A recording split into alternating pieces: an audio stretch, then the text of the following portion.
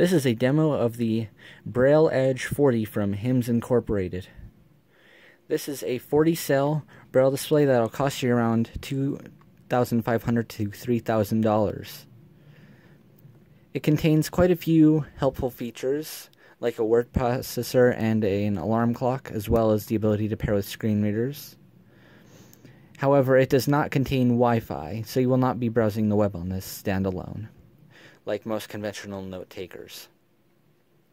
However, the interface is very simple and easy to use, and the Braille keyboard, from my experience, is quite easy to type on. It also comes with Bluetooth, USB, and a 20-hour battery, as well as an SD card slot. So, let's start off with an overview of what this display looks like. So, if you put the display in front of you with a small rectangular button on the front facing right, you have, starting from the left bottom, the Braille display, and to the left of that are navigational keys that pan the display up and down. And then, if you cross the display, notice above that you have cursor routing buttons that so there's a whole row of 40 buttons for each cell that allow you to move your cursor to different locations where you are on the line. They also double as an enter key when you're on certain items. And on the right side of that display you have another set of navigational buttons. Now going back to the left above that, you have all of your controls for the display. You have 4 navigational controls. You have a set of 4 small, slightly rounded, like long, oval-shaped shortcut keys. These include like Escape, Tab, Control-Alt, and then you have a space key, and you have more shortcut keys like Insert. And then you have your keyboard with dots 1, or you have 1, 2, 3, and 7, and in between that set of dots you have a small speaker, and then you have dots 4, 5, 6, and 8, and then on the right side you have another set of 4 navigational buttons, and above that you have LED indicators for power and Bluetooth. Now moving to the sides of the display, on the front you have the power button on the very right. On the right you have a USB mini port and a charging port. This display will let you charge it via the USB port. However, it does not charge as quickly as with the power adapter that is provided.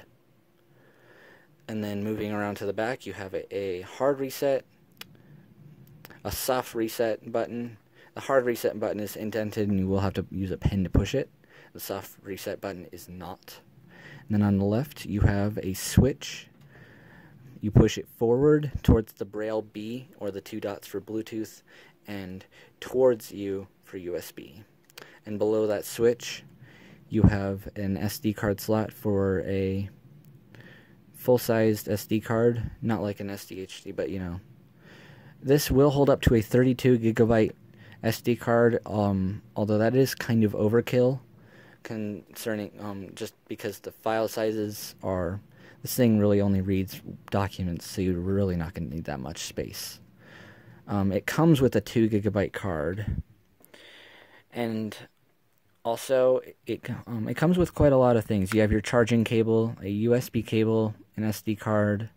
It also has a carrying case with pockets, and it's a nice like a leather, like a long rectangular case with pockets for the chargers and cables.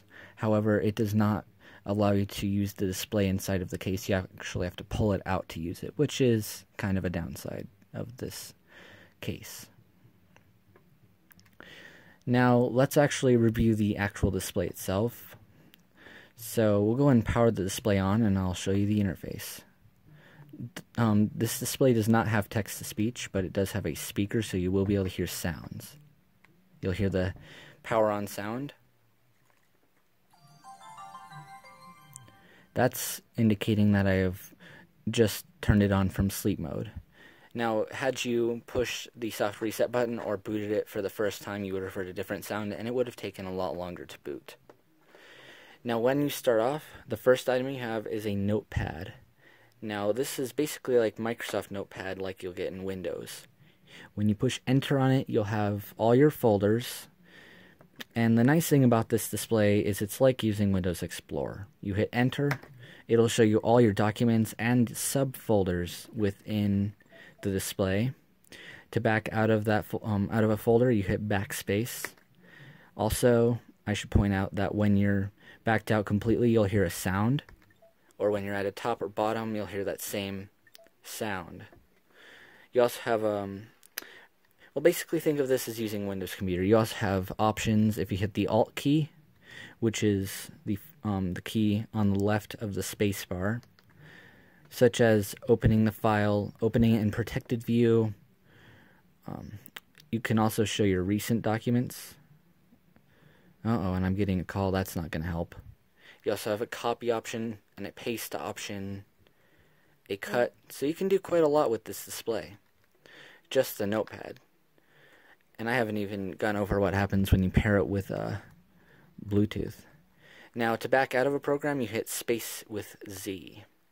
So, I'm going to go ahead and do that real quick. I'm going to have to put the camera down because it's kind of hard to do one-handed. Now, moving on, you have a terminal for a screen reader, so whenever you open it, whatever selection you have the switch set on, it will attempt to pair. So if I have it set on USB, so it's now searching for a computer to pair with. Now, had I had it set to Bluetooth, it would start sending out a Bluetooth signal. So we're going to exit that. And I'm going to try and do this one-handed. But it's not letting me. And below that you have applications. Now this thing does come with quite a few applications, and I will go ahead and show you these now. You have a calculator, which is just your basic 4-function calculator. It works very well. I haven't noticed any problems with it. So I'll just show you that real quick. So when you open it, you're going to get a 0 with your cursor. Now I'm going to type in Nemeth code, because that's what this is set to. So we'll just type 15 plus 10.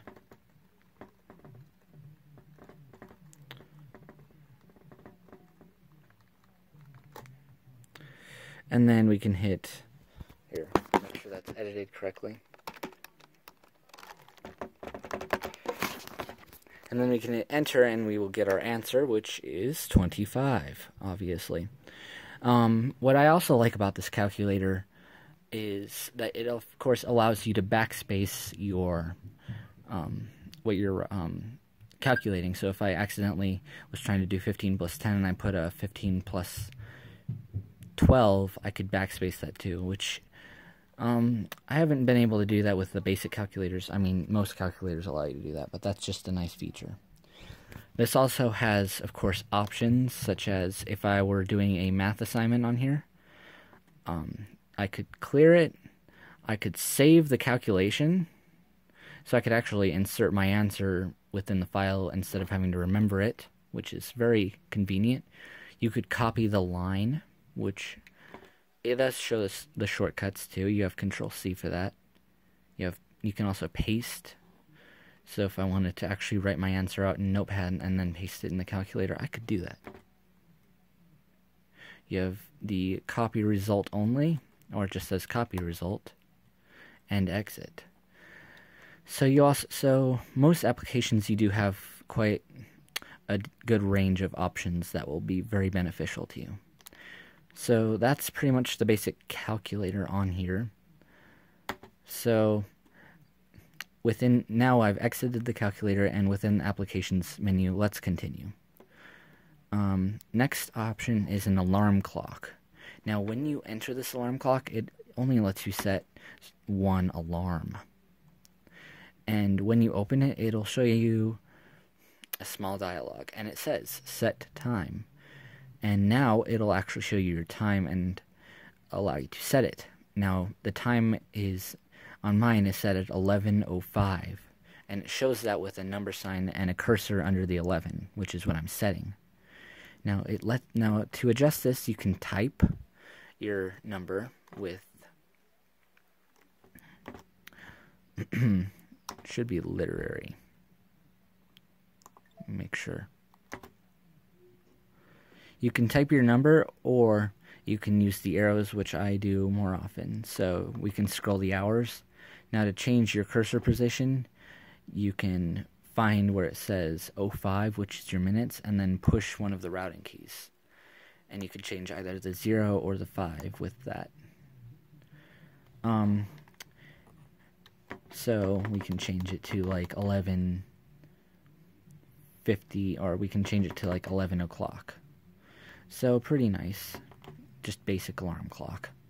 Now the next thing in here, it will ask you for the alarm terms, and this is whether you want the alarm to be off.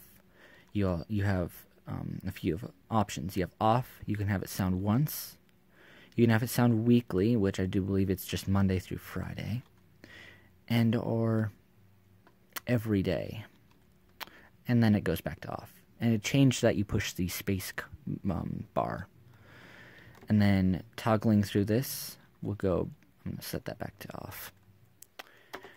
Next thing you have is the duration.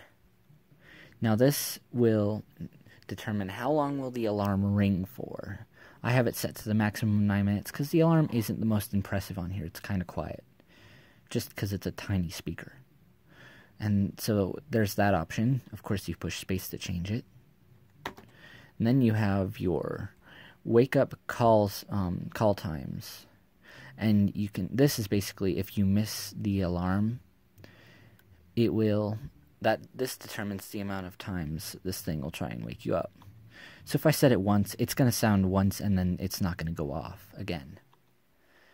Now if I have it set to sound 5 times, it'll go off, and then after the set duration, which is obviously 9 minutes on here, that's what I have it set to, it will go off again, or it'll stop, and then it'll snooze, which you can set with the next option, and then it'll go off. So the next option is repeat interval, and this determines if you've missed an alarm, how long it waits before it goes off again. So you can have it snooze for up to about 9 minutes. Right now mine is set to 1 minute. And then well, actually that's it. And it'll display a setting completed message on the display, and it'll kick you out of the alarm dialog. And yeah, it'll be set. I don't know if this works with the display off. I haven't really tried that yet because I haven't really liked the alarm. I haven't really used the alarm, had a need for it, but I'm pretty sure it would work. So now we are back in the applications menu.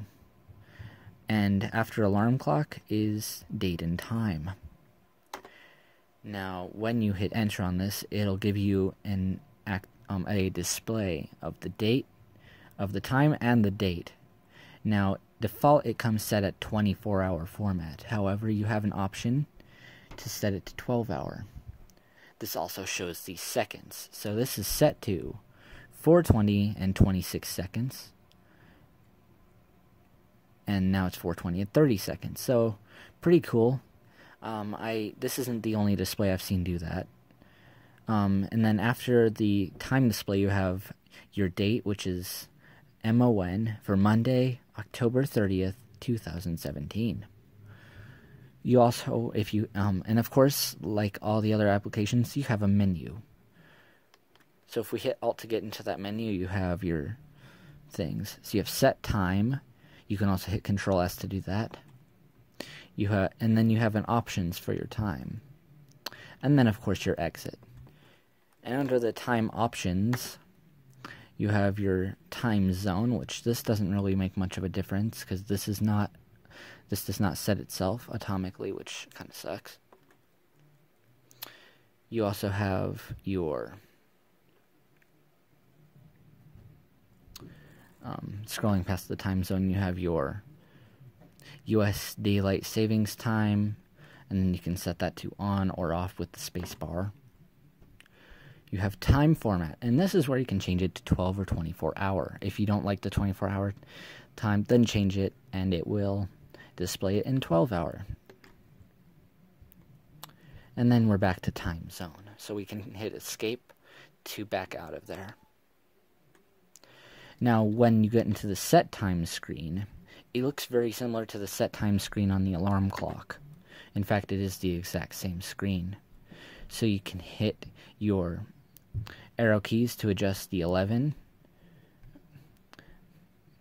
So we have, or the time, so we have 04, and then 21, and then PM. And of course when we hit enter, it gives us the date screen, so we can toggle between the days of the week, or we can't actually change that. We can toggle the actual month, the day of the month, and the year. And then once we hit enter, it sets the time and kicks us out of there. So sorry, I do know this review is getting a little bit messy, but let's go ahead and exit the time application, and I'll show you what else is in the applications menu. Under that you have a stopwatch. Now when you go into this stopwatch, it will usually display 0000 and 00. I've noticed the stopwatch does not run in the background when you close it out, so sorry if you were trying to do that, it won't work. To use the stopwatch, you simply push space, and or you actually push enter, and it starts counting. You can also hit space to pause it at any time, and it'll also show you the milliseconds. So this thing has elapsed 0 minutes, 3 seconds, and 66 milliseconds, which is very cool when you pause it. Now to reset it, you hit your backspace key. And of course, we can exit. This does also have the ability to jump seconds with some of the shortcut keys, but I don't really think that's much of a... I don't know if that's a necessary feature, but whatever. Now we're back in the applications menu, and if we go down, we have a countdown timer, which I can show briefly. This countdown timer does make the same sound as the alarm clock, so you guys will be able to hear what this thing sounds like.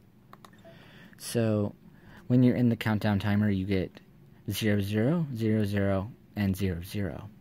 Now to set this, you can use your routing keys to set the options, and then your arrow keys or the keyboard to set it. So if I wanted to set it for 5 seconds, I'm just going to use the arrows to set it for 5 seconds.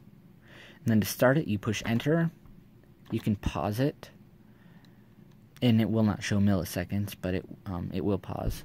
And then to resume it, you push space. And then when it goes off, it will do that. And it will go off for about 10 seconds.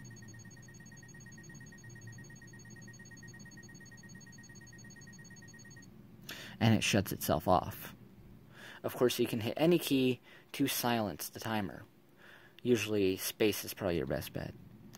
You don't have a menu in the timer, but there's nothing really to change. You can't change the alarm sound like you can on some of the other Braille displays for the timer, but it still is a pretty nice feature to have. I don't know if you could hear it in the video, but that alarm sound was pretty quiet. So, yeah, now you know what I was saying about the alarm clock and why I don't usually use it. Now, I'm going to go and exit this. I can't really exit it with the exit option because there is no exit option in this timer. Now, back in the applications, if we arrow down, our last option is a scheduler. So it's kind of like a reminder system. When you open this schedule, you have it'll show you your dates. It'll also show you...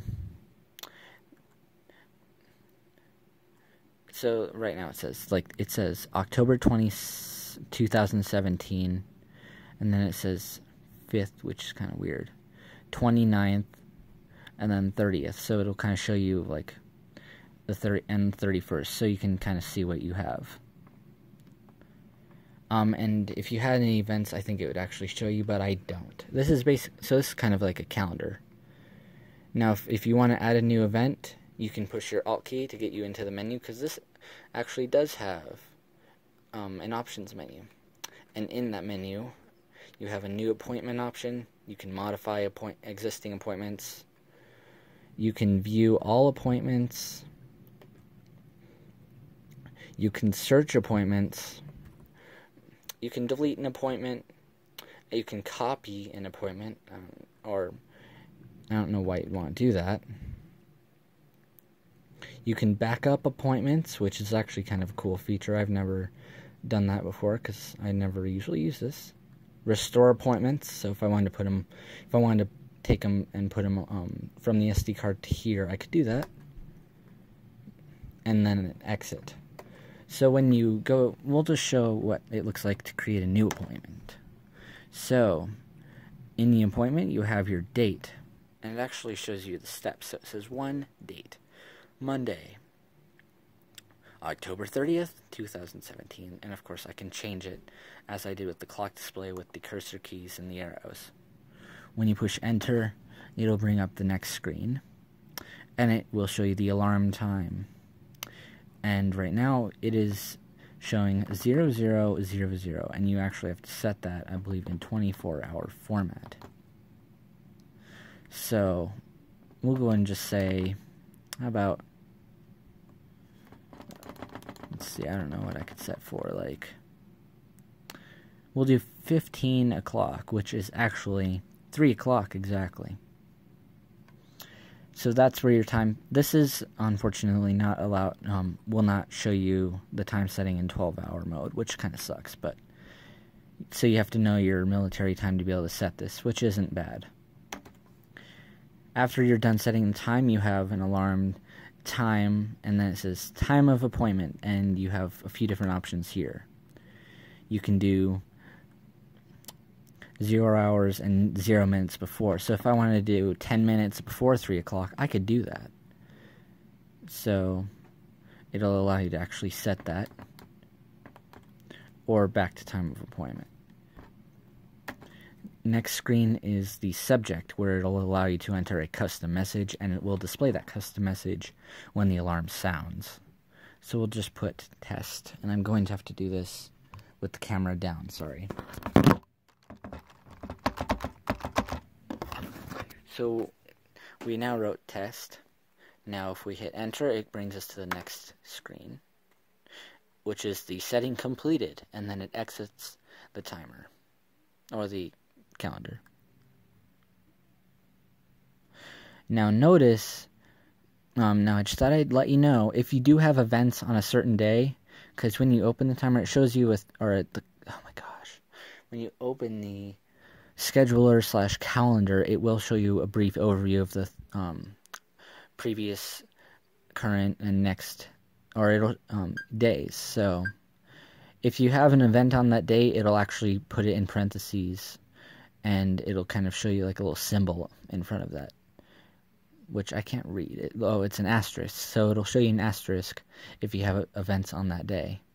Of course, you can view all the appointments from the options menu.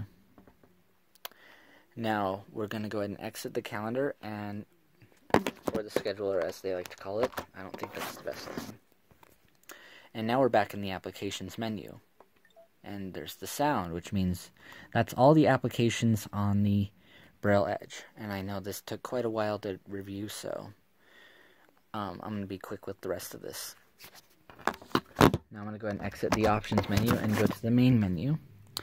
Now, after applications, when you arrow down, you have the options menu. So this allows you to configure pretty much everything on here. So in here, you can push space to change your options.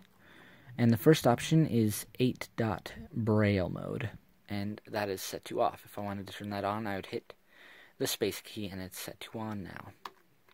To scroll through your options, you hit the down arrow. Now we have a thing called view shortcut keys. So say, for instance, I didn't want to say CTRL-A after a menu option.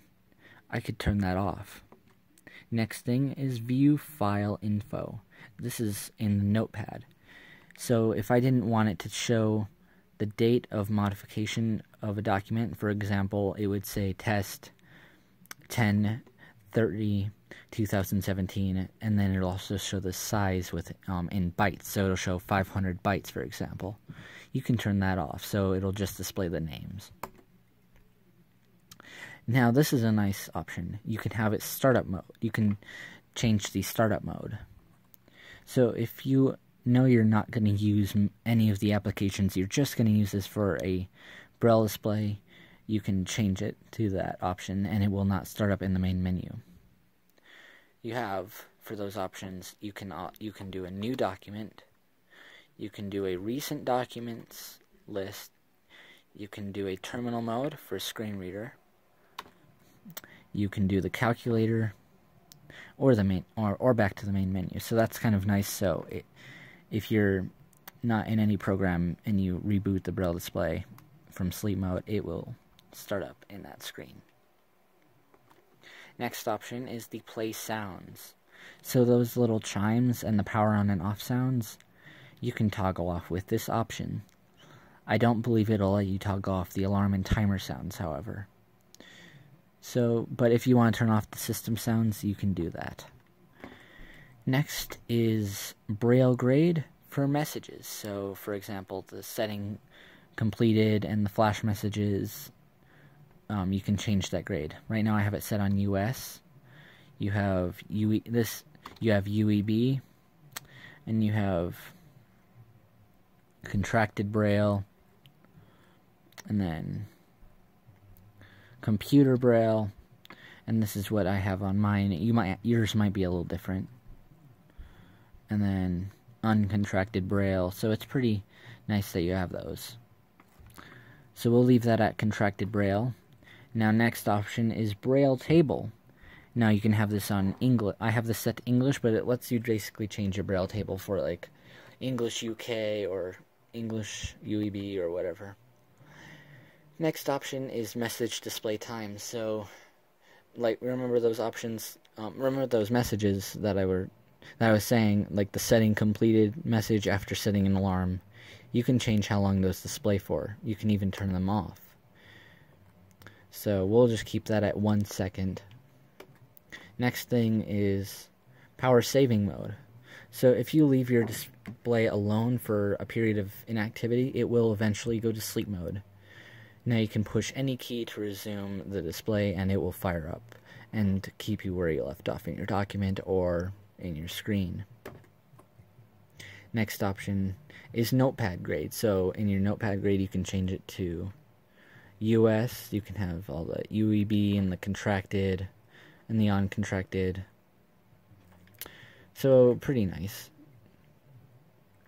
This is auto disconnect from Bluetooth at 10% battery. So once this thing drops below 10% and you're in Bluetooth mode, it will basically disable Bluetooth completely. You can turn that on or off. I have it off, although it is quite helpful to have. Now this is something, you have a restore automatically. This kind of is basically helping you restore your settings. To exit settings and save your settings, you push enter. It will say saving settings, and it will also in your Notepad folder create a folder called Braille Edge underline settings. I'm not going to show you how to completely use the Notepad because that would take quite a while and that would be a whole nother video, but this is essentially a basic overview of the HIMS Braille Edge 40. So yeah, that's pretty much what you have in the settings. I'm going to go ahead and exit out of there, and we'll go back to where we left off.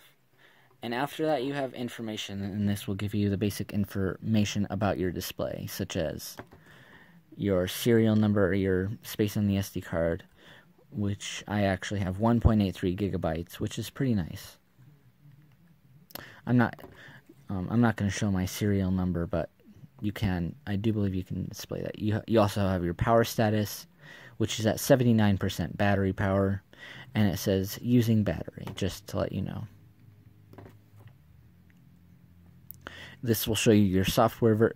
The next option will show you your software version, which is 1.1 build 2016, and this is the latest maintenance update that you can download for the Braille Edge.